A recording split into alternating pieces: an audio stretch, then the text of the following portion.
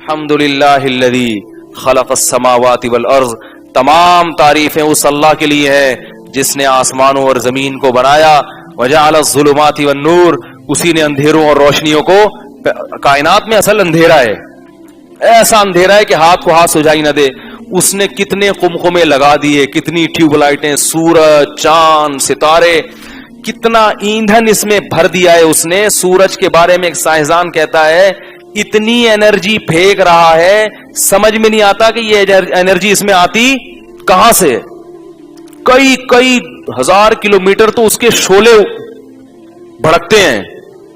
تو ظاہر ہے کوئی ایندھن جل رہا ہوگا نا، تو وہ ختم کیوں نہیں ہو رہا؟ لاکھوں کروڑوں سال ہو گئے جل کے پتہ نہیں کہاں سے گیس کی پائپ جا رہی ہے جو اس کو جلا رہی ہے. روشنی بھی دے رہا ہے اور آپ کو حرارت بھی دے رہا ہے. اگر وہ غائب ہو جائے کیسی یخ سردی پیدا ہو جائے گی. تو اللہ فرماتے ہیں وجعل الظلمات والنور. یہ کیا سائنسدانوں نے پیدا کی ہیں یہ چیزیں؟ ہر ایک سے محبت کی جا رہی ہے، مگر جو ہمارا سب سے بڑا محسن ہے انسان، اس کو دل دینے کے لیے تیار نہیں ہے، اس کو ماننے کے لیے، اس کے بارے میں غور کرنے کے لیے تیار نہیں ہے. وجعل الظلمات والنور، فرمایا اس نے آسمانوں اور زمین کو بنایا اور اندھیروں اور روشنیوں کو بنا دیا. ثم، پھر ہوا کیا؟ کیسا عجیب انداز ہے. ثم کا مطلب پھر ہوا یہ، اس کے بعد ہوا ہی ہے. جیسے آپ کہتے ہیں نا کہ میں نے اس کے ساتھ یہ کیا، آگے آپ اسٹاپ کرتے ہیں کہ پھر بتاؤں میرے ساتھ اس نے کیا کیا. تو اس وقت آپ توقف کرتے ہیں تھوڑی دیر. یہ انسان کے نا جب کسی کے دل میں بات اتارنی ہو کہ مجھ پہ بہت ظلم ہوا ہے، تو اس وقت آپ کیا کرتے ہیں؟ تھوڑی دیر کے لیے رکتے ہیں. پھر آگے مجھ سے پوچھو کہ بتاؤ میرے ساتھ کیا کیا. پھر آپ پوچھو کہ ہاں بھائی کیا کیا، تو تھوڑی دیر کے بعد آپ جواب دو گے بھائی میرے ساتھ اس نے یہ ظلم کیا، میں نے تو یہ کیا. بالکل یہی ہے. ثم آتا ہے تراخی کے لیے. گویا اللہ نے پہلے کلام کے بعد کچھ دیر وقفہ کیا ہے اور اس کے بعد بتایا ہے کہ یہ بالکل ایک الگ بات ہوئی، اور اس کے بعد جو نتیجہ نکلا وہ بالکل اس کے اپوزٹ. فرمایا الحمدللہ الذی خلق السماوات والارض وجعل الظلمات والنور. وہ ذات کیسی تعریف والی ہے جس نے آسمانوں اور زمین کو بنایا اور اندھیروں اور روشنیوں کو بنایا. پھر بتاؤں کیا ہوا؟ ثم الذین کفروا، جو رب کا انکار کرنے والے ہیں نا، بربہم یعدلون، اسی جیسے دوسرے رب تلاش لیے جنہوں نے کچھ بھی نہیں کیا، انہی سے محبت کرنے لگے، انہی کو دل لینے لگے. حالانکہ نہ انہوں نے آسمان بنایا، نہ انہوں نے زمین بنائی، نہ انہوں نے سورج بنایا، نہ انہوں نے چاند بنایا، نہ انہوں نے ستارے بنائے، کچھ بھی نہیں بنایا. انہی جیسے انسان تھے، مگر ان کو کیا بنا ڈالا انہوں نے؟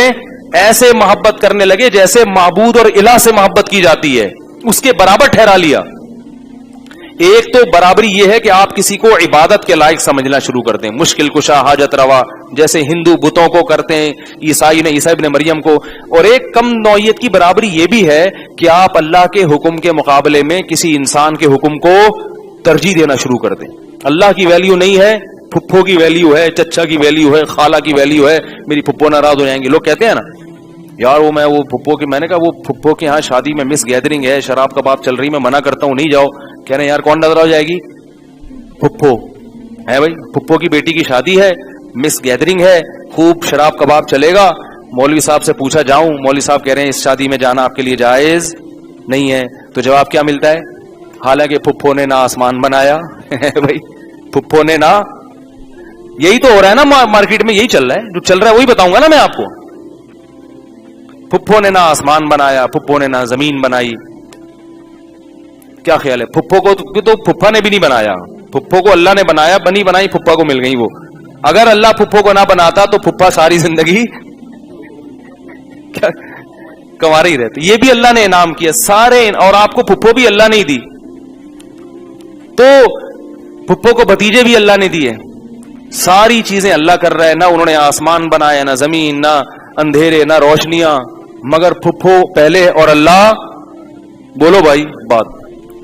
تو اللہ نے سورہ انعام میں اپنی نعمتوں کو بہت بیان کیا. آخر میں بیان کیا ان اللہ فالق الحب والنوا، اللہ وہ ذات ہے جو گھٹلی اور دانے کو پھاڑتا ہے. اور تناور درخت میں کیسی عجیب قدرت ہے. ایک آم کی گھٹلی زمین میں دفن کریں، پتہ نہیں کون سے سافٹ ویئر اس میں انسٹال کر دی اللہ تعالیٰ نے، کون سی چپ لگا دی اس کے اندر کہ اس گھٹلی میں اس کو گوبر، پانی اور مٹی ملے گا، تو وہ پہلے تناور درخت میں اور پھر زمین کے اندر چھپے ہزاروں آموں کو نکال کے باہر پھینک دے گی، اور ہر آم کے اندر ویسی گٹلی موجود ہو. عجیب قدرت ہے اس کی. ما کان لکم ان تنبتوا شجرہا، فرمایا تمہارے اندر طاقت نہیں ہے کہ تم ان درختوں کو اپنے ہاتھوں سے پیدا کر لو. الہ مع اللہ، تو بھلا ایسے خدا کے ساتھ بھی کوئی دوسرا خدا ہو سکتا ہے کیا؟ فالق الحب والنوا، دانے اور گٹلی کو پھاڑتا ہے. وہی گندم کا بیج اسی گوبر، پانی، مٹی میں ڈالو گے، وہ اس کو میسج دیتا ہے بیج کے بھائی اب کیا پیدا کرنا ہے؟ گندم پیدا کرنا ہے. وہی گندم تناور درخت بنے گا، اسی سے ہزاروں گندم پیدا ہوں گے، پھر ہر گندم میں ہزاروں گندم کو پیدا کرنے کی صلاحیت ہوگی. پھر وہی گندم پیٹ میں جا رہی ہے، اسی سے خون بن رہا ہے، اسی سے ماں کی چھاتیوں میں دودھ پیدا ہو رہا ہے. جب تک بچہ ماں کے پیٹ میں ہوتا ہے دودھ پیدا نہیں ہوتا اس گندم سے، صرف ماں کا گوشت پوست بنے گا، بچے کی آنکھیں، ناک، کان، دل، دماغ، جگر. ادھر بچہ پیدا ہوا، اسی گندم سے اللہ دودھ پیدا کرنا. پتہ نہیں ماں کے پیٹ کے اندر اللہ نے ایسی فیکٹریاں لگائی ہوئی ہیں، ان کو پتا ہے کہ ابھی بچہ پیدا ہو گیا، اب اس گندم سے کیا بنانا ہے؟ دودھ بنانا ہے، اور اس کو پارسل کر دینا ہے ماں کے سینے کی طرف.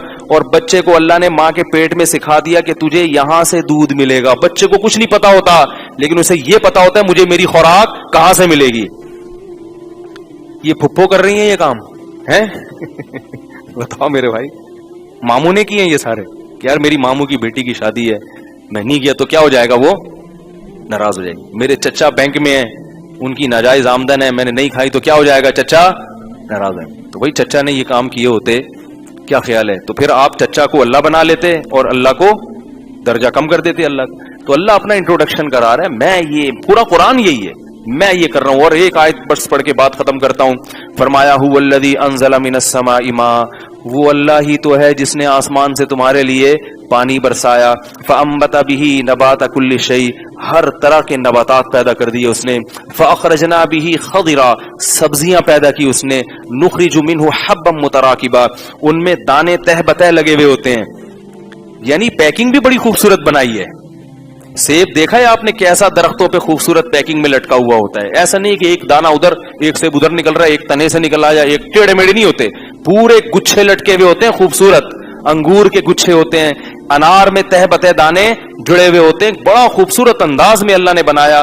فرمایا کہ کلوا من ثمرہ اذا انظروا الی ثمرہ اذا اثمر وینعی، اس انار کے پکنے کے عمل کو دیکھو اور اس کے پھل کو دیکھو.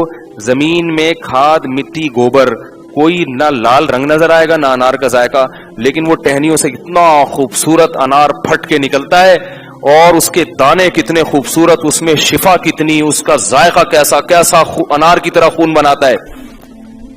اور ہمارے ایک دوست بڑی اچھی تعبیر کرتے تھے کہ انار جب پکتا ہے نا تو خوشی سے پھٹ جاتا ہے. وہ پھٹا ہوا انار زیادہ میٹھا ہوتا ہے. گویا وہ یہ بتا رہا ہوتا ہے بزبان حال کہ میں اتنا صحت مند ہو گیا اور اتنا میرے اندر رس بھر گیا کہ اب میں خوشی سے پھٹ جاؤں گا. انار جو ہے نا جب پھٹتا ہے تو اس کا رس نکلنا شروع، وہ بڑا اچھا لگ رہا ہوتا ہے. تو اللہ فرماتے ہیں ینعی، اس کے پکنے کو دیکھو. ان فی ذالکم لآیات لقوم یؤمنون، ان فی ذالکم لآیات لقوم یؤمنون. اگر تم ایمان لانا چاہتے ہو اپنے رب کی باتوں پر تو تمہارے لیے اس میں بڑی بڑی نشانیاں ہیں. تو اللہ تو میرے بھائی بس چاہ رہے ہیں کہ میرے بن جاؤ، میرے بن جاؤ، میرے بعد جس کے چاہے بنو، لیکن پہلے کس کے ہو؟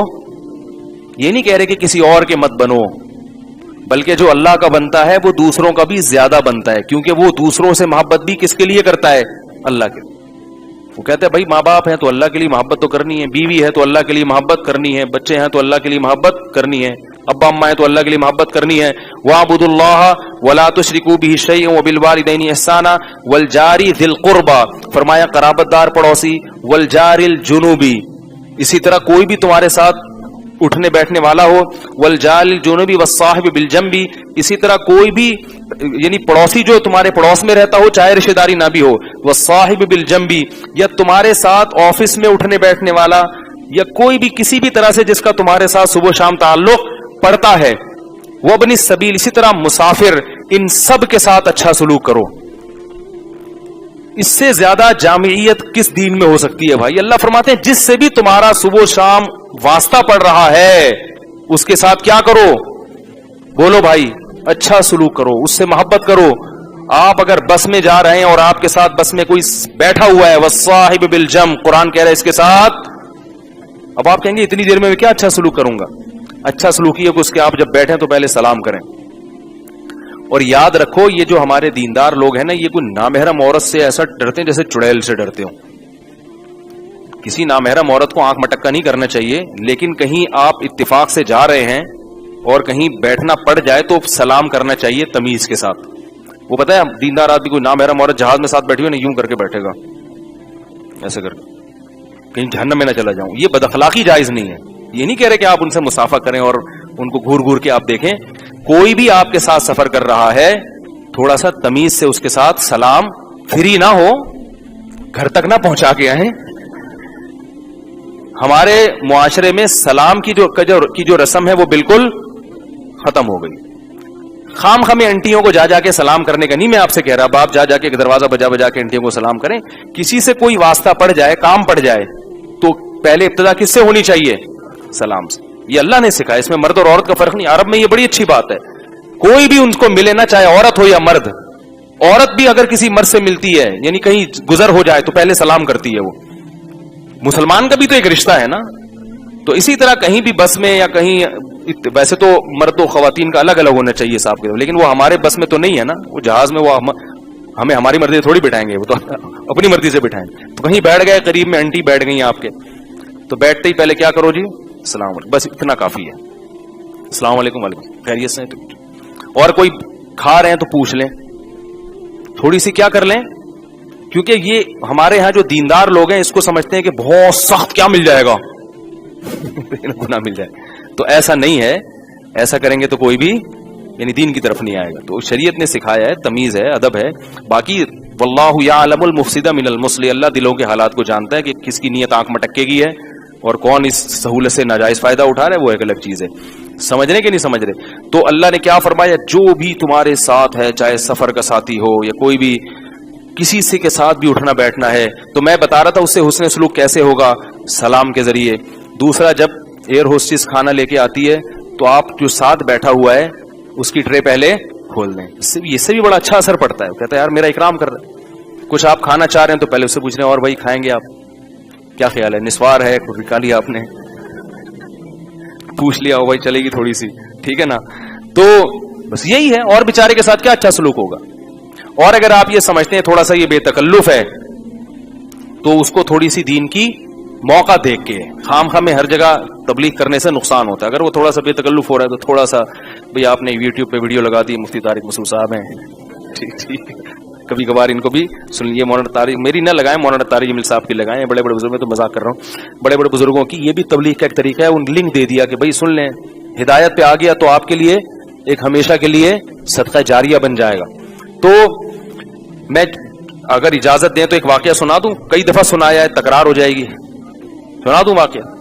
کئی دفعہ سنایا ہے لیکن چلو نئے نئے لوگ بھی آتے ہیں, بس یہ واقعہ سنا کے واقعی بیان ختم کر رہا ہوں, ٹھیک ہے, پکا وعدہ. ہمارے ایک دوست تھے, انہوں نے واقعہ بتایا, کہہ رہے میں امریکہ سے سعودی عرب جا رہا تھا. یعنی وہ اپنا واقعہ نہیں, انہوں نے کسی اپنے دوست کا واقعہ سنایا کہ وہ امریکہ سے سعودی عرب جا رہے تھے, تو ایک عرب کے ساتھ ایک انگریز کو سیٹ ملی. عرب تھا وہ, داڑھی والا اتنی بڑی, اور یہاں انگریز بیٹھا ہوا تھا. اس نے اس عرب کی داڑھی دیکھتے ہی نا منہ ادھر کو پھیر لیا کہ کہیں بم نہ رکھا ہوا اس کے اندر, منہ ادھر کو پھیر لیا اس نے. عرب میں ایک بڑی اچھی بات ہے, وہ صحیح احادیث کا علم بہت رکھتے ہیں. عرب میں ایک بڑی اچھی بات ہے.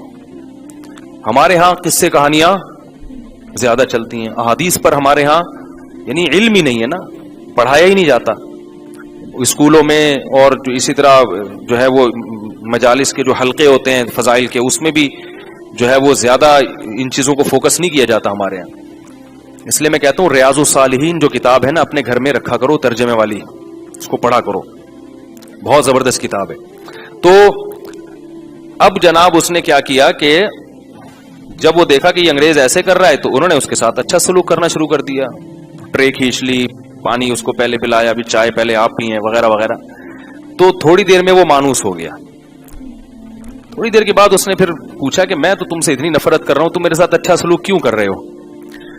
تو اس عربی نے یہ حدیث سنائی کہ رسول اللہ صلی اللہ علیہ وسلم نے فرمایا من کان یؤمن باللہ والیوم الآخر فلیکرم جارہ، جو اللہ اور آخرت پر ایمان رکھتا ہے اپنے ساتھ بیٹھنے والے کے ساتھ اچھا سلوک کرے، جو بھی پڑوس میں ہے، جو بھی اس کے ساتھ ہے اس کے ساتھ کیا کرے، اس لیے اکرام سلوک اچھا نہیں اکرام ہے، اکرام اچھے سلوک سے اوپر کی چیز ہے، یعنی عزت دے اس کو، عزت دے اس کو، تو عزت دی کہ بھائی پہلے آپ، تو وہ پھر بڑا متاثر ہوا، اس نے کہا اور تمہارے نبی نے کیا کیا سکھایا، تو عرب نے شروع کر دیا بھائی یہ بھی سکھایا، یہ بھی سکھایا، یہ بھی بتایا، تو بڑا متاثر ہوا کہ یار یہ تعلیمات تو بہت ہی زبردست تعلیمات ہیں۔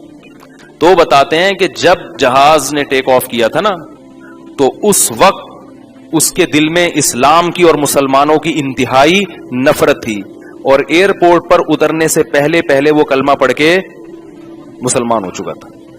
سمجھ میں آ رہی ہے بات کہ نہیں آ رہی؟ تو اللہ سے جب محبت کی جائے گی تو دنیا سے محبتیں ختم نہیں ہوتی، لیکن ان محبتوں کا رخ چینج ہو جاتا ہے، وہ پھر اللہ کے لیے ہوتی، اس میں نفس پرستی کا عنصر ختم نہیں ہوتا، کم ہو جاتا ہے۔ جہاں محبت میں نفس پرستی زیادہ ہوگی نا، ہر آدمی اپنے مفاد کے لیے لڑے گا۔ آج کل طلاقیں کیوں زیادہ ہو رہی ہیں؟ شوہر پورے اپنے حقوق گھسیٹنے میں لگا ہوا ہے اور بیوی پورے اپنے حقوق چھیننے میں لگی ہوئی ہے۔